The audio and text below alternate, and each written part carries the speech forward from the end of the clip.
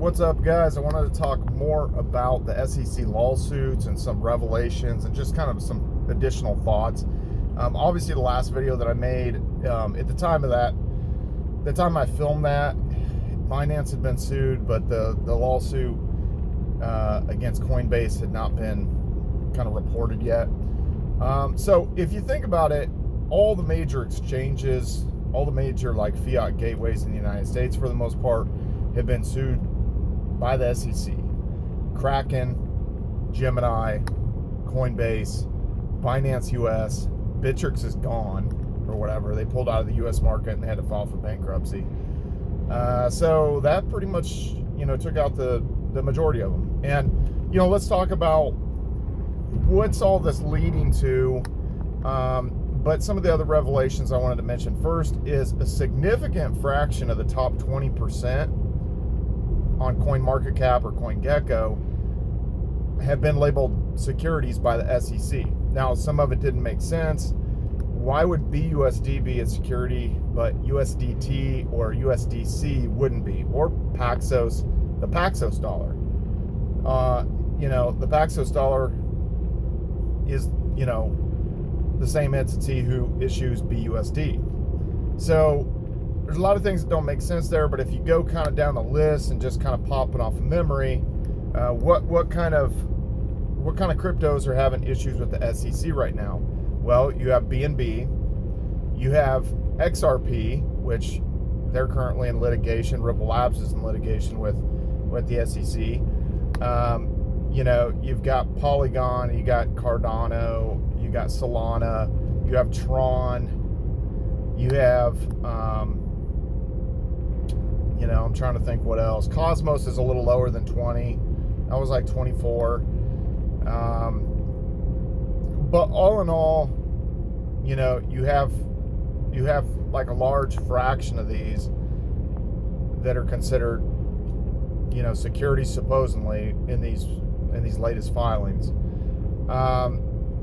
So, what does all this mean? It does seem like some of these are bleeding off. When I made the video initially, they weren't bleeding off. It was like, some energy kind of went back towards Bitcoin. And it was kind of almost as if the community kind of shrugged it off, or maybe some of the money kind of went towards Bitcoin. And some people say, well, all roads would lead back to Bitcoin at this point. I mean, I would say yes and no. I mean, the issue is a lot of times when I personally interact with Bitcoin, a lot of times it's on the Binance Smart Chain. It's some kind of tokenized version, because even the last time, like, we tried to transfer some Bitcoin, and I put a post up on Hive a couple weeks ago.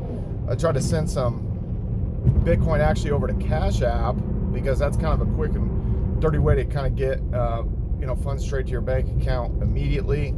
And the Bitcoin fee was $28. So it just, the network is bogged down even during a bear market because of the ordinal situation. And if you're just kind of tuning in, the ordinals thing is basically kind of NFTs, or these pixelated JPEGs and stuff that are now on the Bitcoin blockchain, which makes no sense. It's just bogging the whole thing down.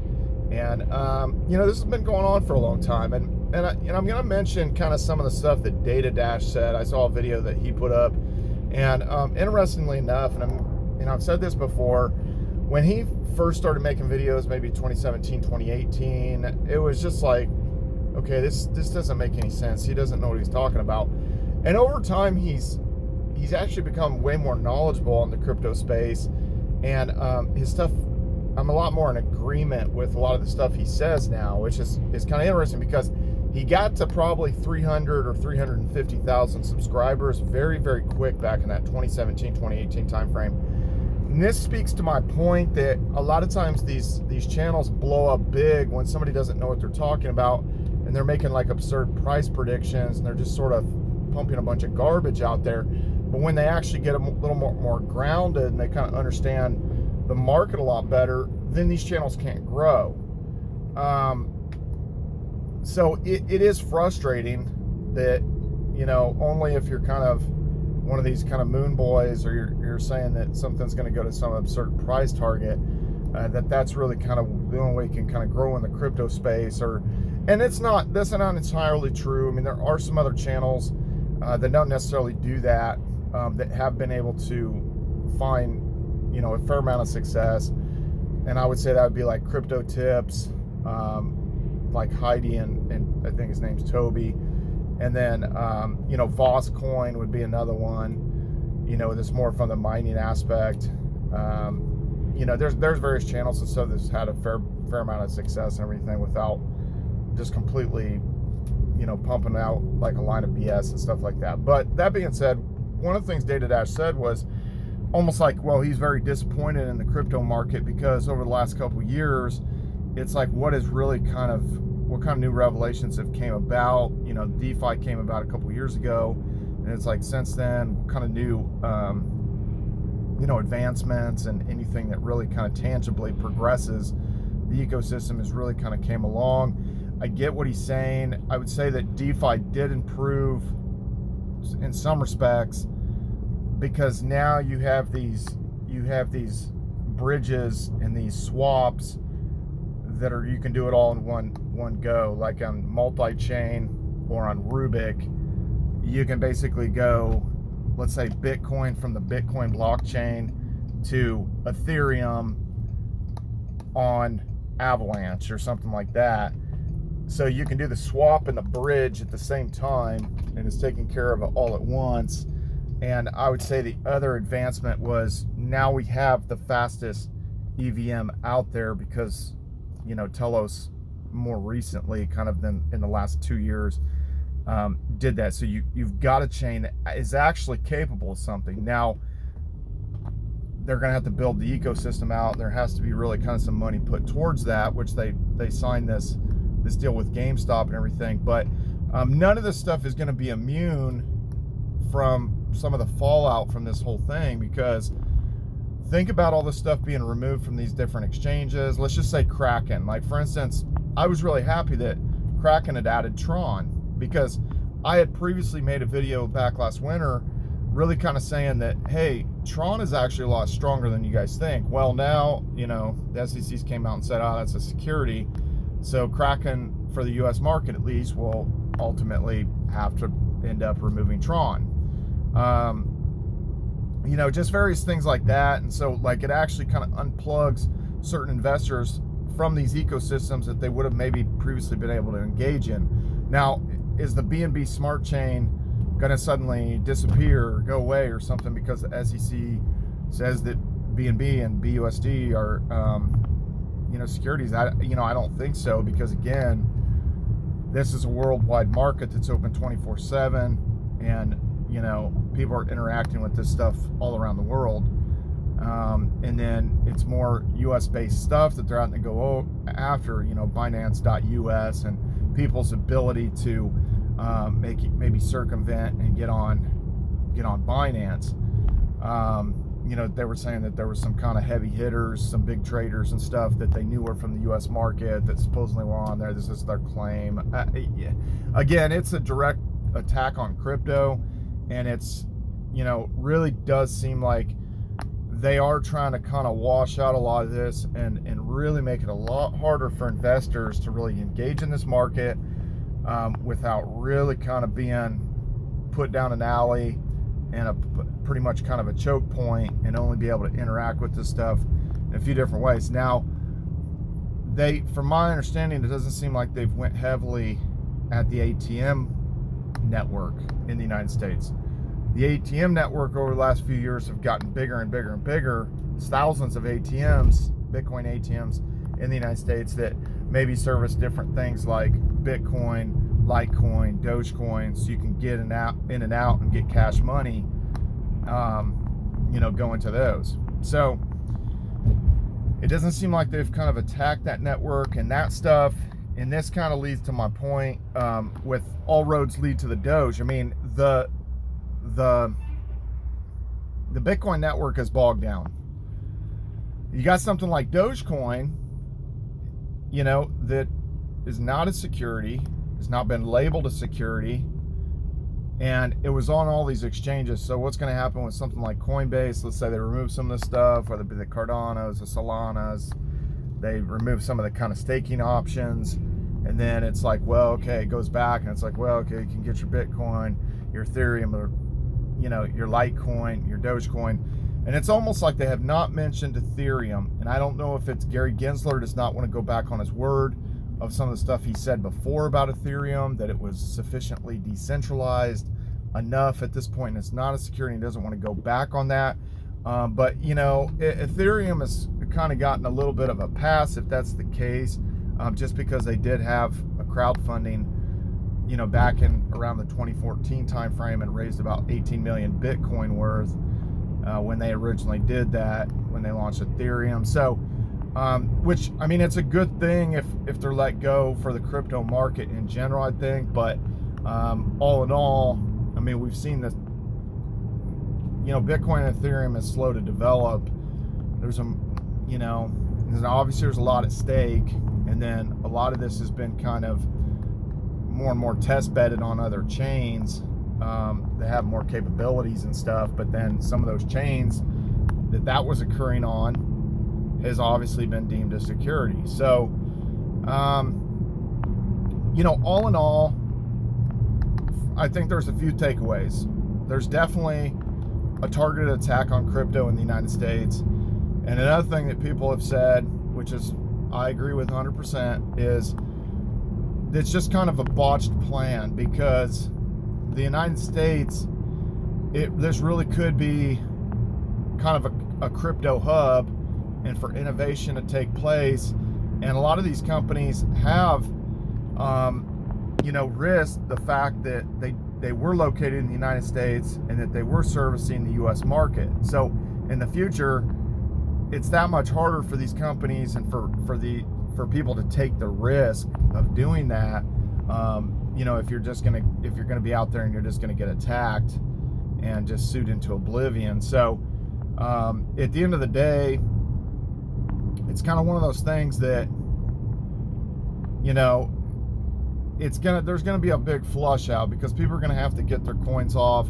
There's gonna be a lot of investors that don't have the technical capabilities to maybe get on other exchanges. It was, quick and easy for them to get on some of this stuff. They've been smashed by the FTX situation, and then these various other situations like BlockFi and Voyager and all these other catastrophes. And then maybe they had Solana or something on, these various exchanges, or maybe they had a little bit of Cardano or something like that, and they don't have the technical capabilities to kind of manage their own wallets or get on these other exchanges. So, and then it's the big institutional money in the United States not going to run after those, probably is likely. They're going to stay away from it. And, people will say, well, that puts more targeted energy towards Bitcoin and Ethereum, but you have technological issues with those. So at the end of the day, crypto market is going to survive this, obviously, like blanket attack. They carpet bombed a lot of this stuff, so it's going to survive that. They're not going to be able to shut it down. But at the end of the day, it does seem like they're trying to create a choke point, and then to try to convince people that, oh, we're protecting you, and go over to this CBDC, central bank digital currency that they're going to create, like a Biden dollar or something like that, but probably further in the future. And then be this thing, and to be honest with you, I don't know what's going to happen when that does roll out. I think that there's going to be a significant fraction of the U.S. population that'll absolutely not engage in that, and we'll kind of see it for what it is. But we look at the whole COVID thing, there's still people running around who still believe that the whole COVID thing wasn't just a big money grab scam with the vaccine and all that kind of stuff, and they've still just kind of blindly just kind of believing that these, that the vaccine was this legitimate thing, and ran out and got it, and they feel embarrassed that they got it, and they keep doubling down. So that really kind of shows you that you can almost kind of get away with anything. So when they roll out a central bank digital currency, they do it over time and make it sound like, well, they're trying to protect you, or they're doing this, or this is a convenient thing, or something like that. You know, to be honest with you, there probably will be a lot of people that will fall into it. So the point that that's going to be, just really don't know. I mean, that could be, you know, that could be five or 10 years down the line. But at the end of the day, guys, you know, crypto is going to survive. There hasn't been that many innovations. This is kind of going back to what Data was saying, is that it's a little bit disappointing. There haven't been more innovations, but I would say that comes a lot to the funding. It's like, to really kind of get funding, you really have to kind of start up your own project.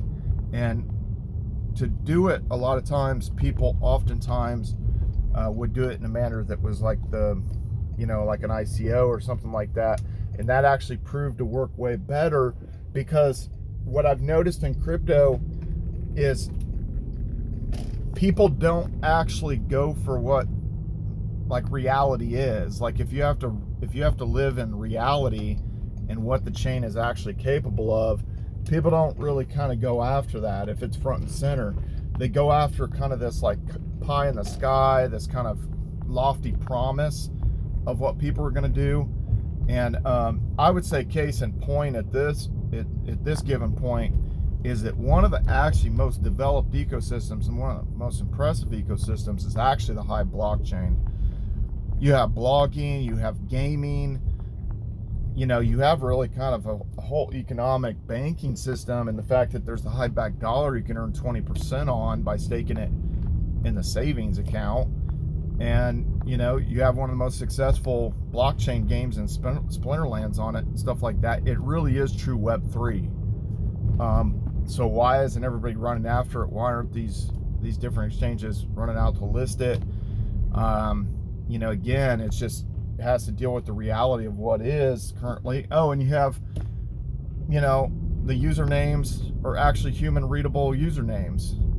You know, I mean, it literally is kind of all these things that all these other chains, you know, would dream of being, I guess. You know, but at the end of the day, I mean, it has its own issues. I'm not saying it's the perfect thing, but at the end of the day, it's a lot better than a lot of this other stuff. So anyway, guys, what do you think? Are you guys going to chill out on crypto? Are you going to sell out of some of those projects that were, you know, additionally named? And you know, what's kind of your thought process going forward, you know, over the next few months with crypto? Leave a comment below. Follow me on all social media at Brian Phobos, YouTube, Instagram, Steam, at Twitter, Hive, subscribe.